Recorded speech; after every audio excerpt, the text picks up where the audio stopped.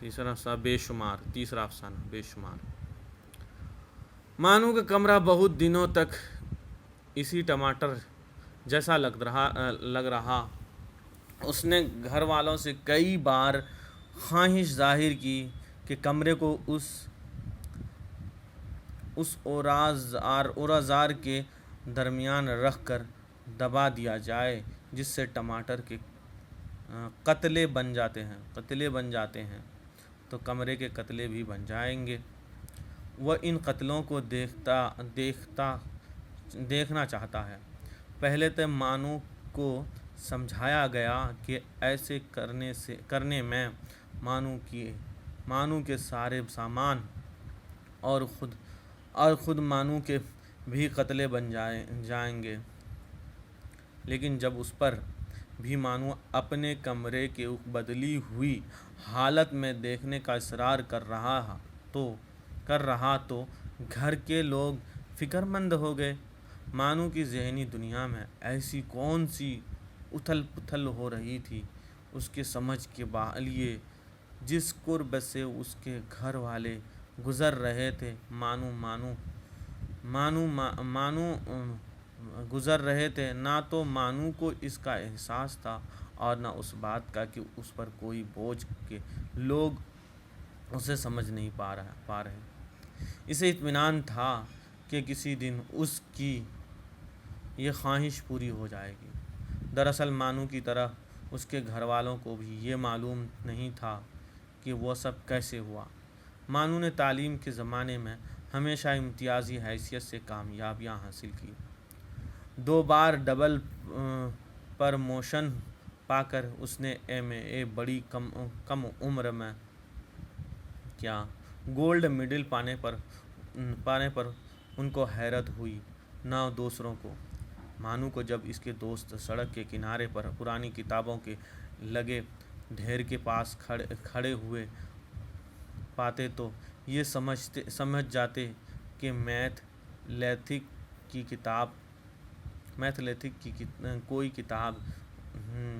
کوئی کتاب اس کے ہاتھ لگ گئی ہے.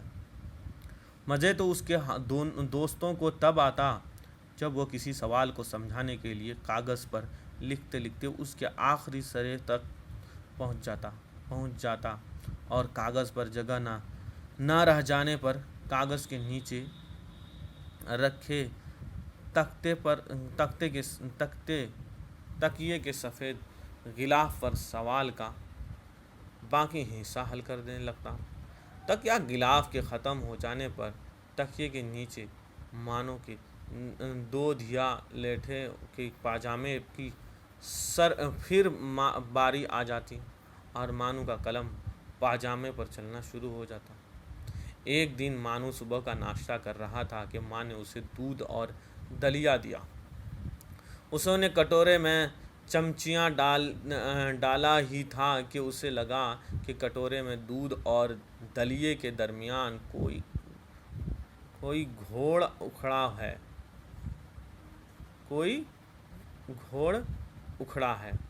اس نے پیٹھ پر ایک مینا بیٹھی ہے. گھوڑا اکھڑا ہے اور اس نے پیٹھ پر ایک مینا بیٹھی ہے. اس نے نہ تو اس بات کا کسی سے ذکر کیا اور نہ اصرار کہ کٹوری میں گھوڑا اور مینا ہے. ایسے میں یقین تھا کہ جب کچھ ہے تبھی تو اسے دکھائی دے رہا ہے اور اگر نہیں ہے اور اس کے باوجود بھی دیکھ رہا ہے تو پھر یہ مانو کا قصور نہیں ہے. قصور تو اس شے کا ہے، یعنی وہ شے دکھائی دیتے وقت دیکھی جانے والی جگہ پر خود وجود کیوں نہیں رکھتی. مانو کے پاس ہی رکھی خالی رکابی کی طرف دیکھا تو اسے لگا کہ رکابی کی صاف ستھری سطح پر بارے کے بارات کے باجے والے بڑے کیلی باجا بجا رہے ہیں. ان کے اچھلتے ناچتے باراتی جلوس کی شکل میں چل رہے ہیں. مانو کو ہمیشہ سے گاجے باجے اور شور شرابے سے نفرت تھی۔ غالباً اس کی ایسی گاجے باجے سے علیحدگی کا پسندگی کی وجہ وہی تھی جو کسی کٹر ہندو کو مسلمان سے یا کٹر مسلمان کو ہندو کو دیکھ کر ہو سکتی ہے، لیکن سب کے معلوم کرنے کے پر کوئی معقول وجہ خدا جانے کیوں نہیں نکلتی، اور اگر نکلتی بھی ہے تو وہ ایک کے لیے تو معقول ہوتی اور دوسرے کے لیے نامعقول۔ وہ بڑا انتہائی پسند تھا باراتوں کو دیکھ کر برابر والی گلی میں گھس کر راستہ کاٹ دیا کرتا۔ رکابی سے نگاہیں ہٹا کر اس کے کٹورے میں بھی جھانکا۔ مانو کو حیرت ہو گئی کہ کٹورا اب غائب ہو چکا تھا، وہاں سے صرف مینا رہ گئی تھی۔ مانو کو پرندے اچھے لگتے تھے۔ ان کی ماں بچپن میں اکثر مانو کو دودھ نہیں پینے پر جھوٹ موٹ منڈیر پر بیٹھے کسی فرضی کوے کو بلایا کرتی تھی، آؤ کوے مانو کو دودھ پی جاؤ۔ کوے کو دے جانے والی دعوت پر مانو جلدی سے اپنی نگاہیں منڈیر پر ڈال دیتا۔ اسے پورا یقین تھا کہ کوا دودھ پی کر گورا ہو جائے گا اور کالا بالکل نہ رہے گا، کیونکہ ماں کو اکثر وہ یہ بھی کہتے سنتا کہ جو بچے دودھ پیتے ہیں وہ خوب گورے ہو جاتے ہیں، اور ہر گورے بچے کو دیکھ کر بہت خوش ہوتا تھا کہ اس کو دودھ کوے نے نہیں پیا ہے۔ یقین اگر یہ ٹوٹے تو خوشی بھی ہو جائے اور کالے اسودگی کا احساس بھی، مگر مانو کو حیرت تھی کہ اس کے کٹورے کا گھوڑا آخر کہاں غائب ہو گیا۔ کب اور کیسے چیزیں غائب ہو جاتی ہیں، یہ بات مانو کے لیے ہمیشہ ایک الجھن کھڑی کر دیتی ہے۔ وہ اپنے آس پاس ہنسنے بولتے کھاتے پیتے خوش گپیاں کرتے لوگوں سے پوچھنا چاہتا، مگر اسے پتہ لگتا کہ ان لوگوں کی کوئی چیز غائب ہی نہیں ہوئی۔ تب مانو اپنے ایسے یقینوں کو ٹوٹ جایا کرتے تھے۔ گنتی کرنے کے لیے ہمیشہ انہیں ایک نوٹ بک میں نوٹ کرنا شروع کر دیا۔ کٹورے کے مینا کے دیکھنے کے بھولے سے انداز نے جب مانو کو اس طرف متوجہ کر لیا تو مینا نے اس کو اس کا نام لے کر پکارا۔ مانو اس کی زبان سے اپنا نام سن کر خوشی سے اچھل پڑا، چلایا، مینا باہر آؤ۔ پھر وہ بار بار مینا باہر آؤ، مینا باہر آؤ کی رٹ لگانے لگا۔ ناشتے کے میز کے پاس بیٹھی اس کی بہن جو اس سے 2 سال بڑی تھی، وہ اپنی سسرال سے باپ کی بیماری کے سبب ان دنوں آئی ہوئی تھی۔ مانو کو غور سے دیکھنے لگی، پھر اس نے دیکھا کہ مینا کو باہر لانے کے لیے وہ کٹورے کا دلیا رکابی میں انڈیل رہا ہے۔ دلیا بکھر گیا مگر مینا کا تب بھی کوئی پتہ نہ تھا۔ مانو اداس ہو گیا۔ اسے یقین تھا کہ مینا باہر آ جائے گی، لیکن اس کو نہیں آنے پر مانو نے اپنی نوٹ بک کھولی اور اسے ٹوٹے ہوئے یقین کو بھی اپنے فہرست میں جوڑ لیا۔ لیکن مانو کے گھر والوں پر جیسے بجلی سی گر پڑی۔ جب مانو میڈیکل چیک اپ ہوا تو ذہنی مریضوں کے ماہرین کافی دنوں تک اسے ایک سے دوسرے کی جانب اچھالتے رہے۔ مانو کو دیکھنے کا انداز کبھی کبھی یکسر بدل جاتا۔ دونوں ہاتھوں کی 5 انگلیوں کو آپس میں پھسلا کر وہ بار بار جکڑتا اور کسی کلدار کھولنے کی طرح اپنے گردن کو ادھر ادھر گھماتا۔ اس وقت تک اس کی آنکھیں چھت کو تکتی ہوتی ہونٹوں میں بے ہنگم سی جنبش ہوتی جس سے چہرہ بدبو بدر رہ جایا کرتا. کبھی دیر بعد بے ربط جملے ہونٹوں کے کناروں سے بہنے والا منہ کا لعاب وغیرہ سب غائب ہو جایا کرتا. اس کے جگہ شیوں کیا ہوا چلنا چمکدار اور توناب چہرہ ابھر آتا. آنکھوں میں ذہانت کی چمک واپس آ جاتی. وہ ذہنی امراض کے ماہرین سے ایسی باتیں کرتا، ایسی موضوعات پر باتیں کرتا کہ ان کی ہوش اڑ جاتے. مانو کو کبھی اپنی بیماری کا گزرا ہوا زمانہ یاد بھی نہ رہتا، اور وہ اپنے کمرے کی اکلوتی کھڑکی کے سامنے چپ چاپ صاف ستھرے کپڑے پہنے بیٹھ جاتا. سامنے کی 6 منزلہ عمارت کے کمروں کی کھڑکیوں کے پاس پار ساڑیاں دوپٹے آتے ہوئے جسموں کو جھلک دیکھا کرتا. ان مناظر کے سارے رنگ اسے اچھے لگتے تھے. آخر کو مانو کو اس بات نے ممبئی لے جانے اور وہاں کے ایک ماہر کو، جس کے بڑے چرچے تھے، دکھانے کا فیصلہ کیا. ان دنوں مانو کی کیفیت پرانے دوروں سے مختلف تھا. ان کی آنکھیں، چہرہ، ہاتھوں کی حرکت اور مسکراہٹ وغیرہ سبھی ٹھیک ٹھاک تھا، لیکن ان پر ایک عجیب سی جذب والی کیفیت طاری ہو گئی تھی. وہ اکثر کہتا کہ اسے اب بہت کچھ دکھائی دے رہا ہے، مگر حیرت کی بات یہ تھی کہ وہ رنگوں کی شناخت میں ایسی غلطیاں کرنے لگا تھا کہ بچے بھی نہیں کرتے. ایک دن ماں کے دانی دوپٹے کو اس نے نیلا دوپٹہ بتایا. بہن نے اس بات پر ناخوش ہو کر وہ نیلے جمپر پر کالی شلوار کیوں پہنتے ہیں جبکہ شلوار سفید تھی. بہن نے اسے یقین دلانا چاہا کہ اس شلوار کا کالا نہیں سفید ہے، مگر مانو کو بہن کی کھلی دھاندلی پر نہ تو غصہ آیا اور نہ ترس، کیونکہ اسے یقین تھا کہ شلوار سفید نہیں کالی تھی.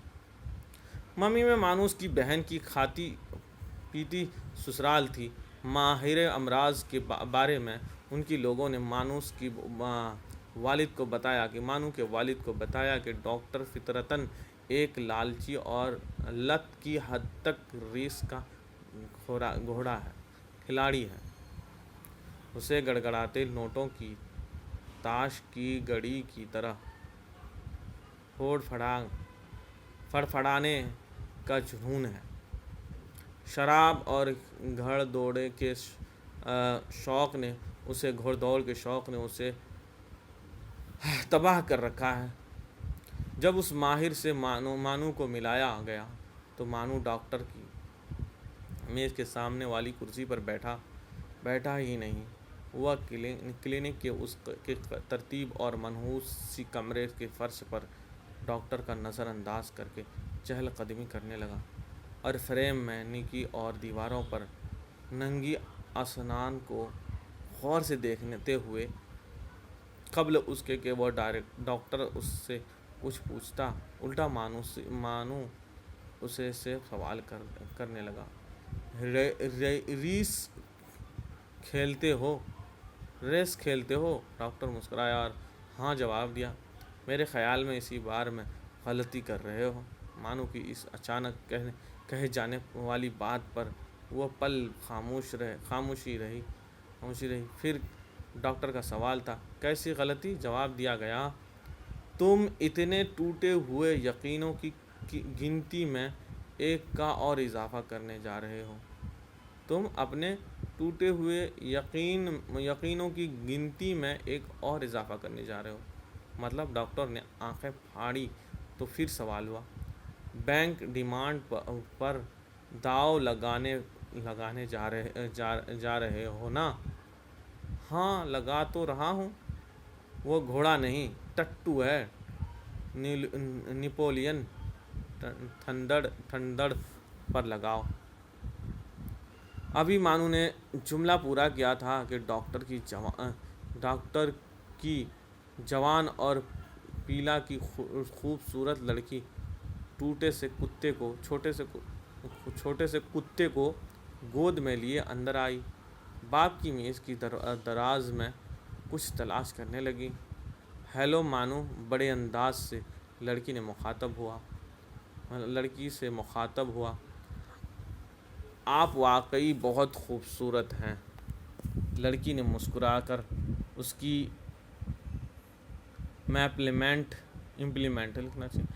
امپلیمنٹ پر اظہار تشکر کیا ہی تھا کہ مانو نے آگاہ کیا۔ اپنے باپ سے کہیے کہ میری بات مانے اور کل کی ریس میں نیپولین تھنڈر کھیلیں۔ ڈاکٹر نے پتہ نہیں کیوں بات مان لی، مگر ان کی آنکھیں حیرت سے پھٹی کی پھٹی رہ گئی جب اس نے اپنی دوربین میں نیپولین تھنڈر کو سب سے آگے پایا۔ ڈاکٹر نے اگلی ریس کے گھوڑے کے بارے میں اپنے مریض کو کریدنا شروع کر دیا۔ مریض اس سے پوچھ بیٹھا، ایسا کیوں ہوتا ہے کہ کبھی آپ کو ویسا ہی اور وہی دکھائی دیتا ہے جیسا ہوتا ہے؟ ڈاکٹر کے پاس جب اس کا کوئی جواب نہ ملا تو مانو نے اسے اگلی ریس کا فاتح گھوڑا بتا دیا۔ اس شام کو ڈاکٹر ماں اپنی بیٹی کے مانو کے لیے قیمتی تحائف کے ساتھ اس کے گھر آیا۔ ڈاکٹر کی لڑکی اسے رجانے والی اداؤں کے ساتھ برابر دیکھتی رہی۔ دوسرے دن شام ڈاکٹر کی خوبصورت لڑکی مانو کو لے کر اوبرائے کے لان میں بیٹھی تھی۔ میز پر بیئر کی جھانک اڑاتے کڈ گلاس والے مگ رکھے تھے۔ پھر تو یہ ہوا کہ رات کا کھانا مانو اپنی بہن کے گھر پر نہیں بلکہ اس خوبصورت لڑکی کے منتخب کیے ہوئے کسی ہوٹل میں کھاتا جس کا بھاری بل وہ لڑکیاں ادا کرتی۔ مانو بڑی خوشی اس کی بات کی تھی کہ جتنی بار بھی اس نے ڈاکٹر کی لڑکی کے ساتھ بیئر پی، مانو کو بیئر کا رنگ سنہرا ہی دکھائی دیا۔ مگر ایک دن قدرے اداس لہجے میں اس لڑکی سے، جیسے اب وہ پیار سے مینا پکارنے لگا تھا، اس نے سوال کیا، ایسا ہمیشہ ہی کیوں نہیں ہوتا کہ بیئر کا رنگ سنہرا ہی دکھے؟ مینا جواب میں مسکرا دی تھی، وہ بھی مسکرا دیا۔ کتنا اچھا موسم ہے یہ، اس نے کہا تھا، جو کچھ جیسا ہے ویسا ہی دکھائی دے رہا ہے۔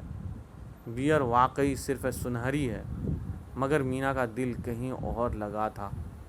فش دودھ کریم کا ایک ٹکڑا کانٹے سے اٹھا کر منہ میں رکھتے ہوئے کہہ دیا، مانو ڈیئر کوئی گھوڑا مجھے بھی بتاؤ۔ گھوڑے تو تمہارے راہ دیکھ رہے ہیں، وہ آہستہ سے بولا تھا، جس پر داؤ لگاؤ گی وہی جیتے گا۔ مگر لڑکی نے اسی ہاتھ چوما تو اس نے ایک گھوڑے کا نام بتاتے ہوئے کہا، شارک۔ بعد میں جب مینا نے اپنے بستر میں ریس کی اگلی دوڑ میں شارک کا نام تلاش کیا تو وہ موجود تھا۔ لڑکی نے وہ گھوڑا کھیلا اور مالا مال ہو گئی۔ اس کے دوسرے دن مینا نے باپ کو آگاہ کر دیا کہ اس کا گھوڑا اسے مل گیا ہے اور اب وہ اپنا اسطبل خود بنائے گی۔ مینا کو مانو سے والہانہ محبت۔ مینا کو مانو سے والہانہ عشق ہو گیا تھا، کیونکہ وہ اب کئی گھوڑے جیت چکی تھی۔ لیکن مانو بڑا الجھن میں تھا کہ حسن جوانی، ہزاروں رنگوں میں بکھری ہوئی زندگی اور اس کی سرشاری، اس کے آس پاس رقصا تھی۔ ایک مینا بھی اس کے پاس تھی جو کبھی دلیے کے کٹورے سے باہر نہ نکلی، مگر اب وہ جس قدر دوڑ میں جیتنے والے گھوڑوں کے نام یاد کرتا تو وہ اسے گھوڑوں کی جگہ گدھے نظر آتے، جن کا نہ کوئی نمبر تھا نہ کوئی نام۔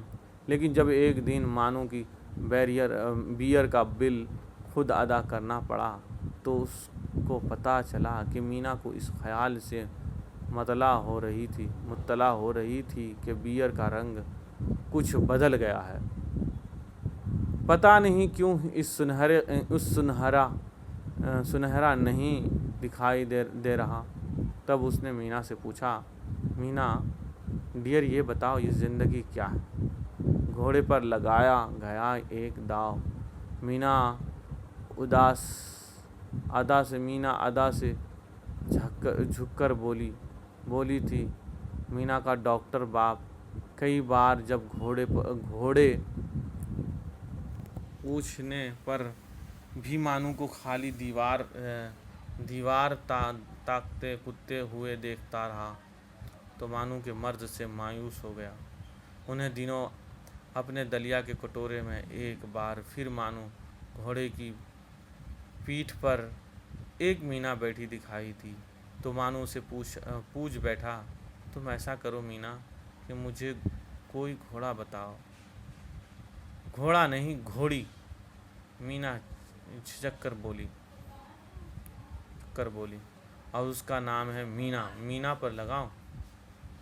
مگر ریس کی کتاب میں مینا نام کی کوئی لڑکی نہیں تھی، ان کی کوئی گھوڑی نہیں تھی۔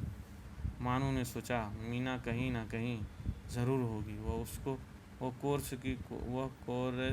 کورس کے میدان میں، ہوٹلوں کے لانوں میں تلاش کر رہا، مگر وہ مینا تو شاید کسی کی کٹورے کے دلیے میں ہی جا کر بیٹھ گئی۔ مانو ممبئی سے واپس آ گیا تھا، اپنے کمرے کی اکلوتی کھڑکی پر بیٹھا ہے، پام ہی میز پر اس کا دودھ بھرا گلاس بھی دھرا ہے۔ کھڑکی کے سامنے کسی فلیٹ کے اندر اسے مینا جیسی کوئی لڑکی کی چلتی پھرتی آتی جاتی کہیں نظر آ رہی ہے۔ وہ منڈیر سے کسی کوے کے اترتے دکھائی دیتا ہے جو اس کے گلاس کا سارا دودھ پی کر گورا ہو جاتا ہے، مگر اب دودھ کے دونوں ہاتھوں کی 5 انگلیوں کے ایک دوسرے سے جکڑے ہوئے ہیں، ہاتھوں کے گولوں سے رال بہہ رہا ہے، آنکھیں ادھر ادھر گھوم کر چپی سے چپک رہی ہیں، پاجامے کا ایک پنجہ ہاتھ چھٹ چکا ہے۔ دوسرے کمرے میں مینا کا باپ دل میں سسکیاں سی لے رہا ہے۔ مانو کے دونوں جانوں پر ان کی نوٹ بک کھلی رہی تھی، وہ اس میں کچھ گن رہا تھا، الجھ رہا تھا۔ آخر وہ چلا آیا۔ ابا مجھے بتاؤ نا، گھوڑے کیوں ہار جاتے ہیں؟ کوے دودھ کیوں پی جاتے ہیں؟ باپ ناشتے کی میز پر بیٹھا کٹورے میں دلیا کھا رہا تھا۔ باپ کو لگا کہ دلیے میں بڑے دودھ کا رنگ کالا ہے۔ وہ گھبرا کر بیوی سے دودھ کی شکایت کرنے کو اٹھا، مگر سوچ کر بیٹھے کی آواز کی طرح چل پڑا۔ بیوی بھلا کیوں مانے کہ وہ دودھ کا رنگ کالا ہے؟ ہاں، لڑکے کے قریب پہنچا اور دھیرے سے بیٹے کے سر پر شفقت کا ہاتھ پھیرا اور اندر لے گیا۔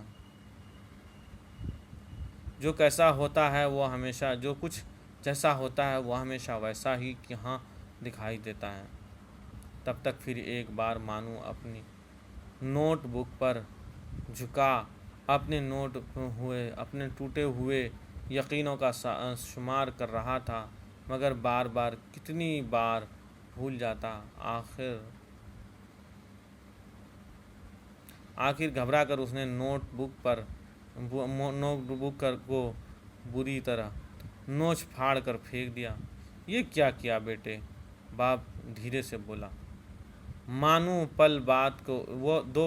دو پل باپ کو دیکھتا رہا، پھر ان کی آنکھیں بھیگ گئی۔ وہ بدلایا گنتی کر رہا تھا اب، مگر یہ تو بے شمار ہیں۔ پھر مانو آنکھوں میں اور آنسو لیے اپنے پاگل پن پر دیر تک ہنستا رہا۔ یہ 1997 میں تماشا گھر اقبال مجید۔ تیسرا ہے، اس کے بعد چوتھا ہوگا ہم گر یہ سر کریں گے۔ سمجھ گئے؟ یہ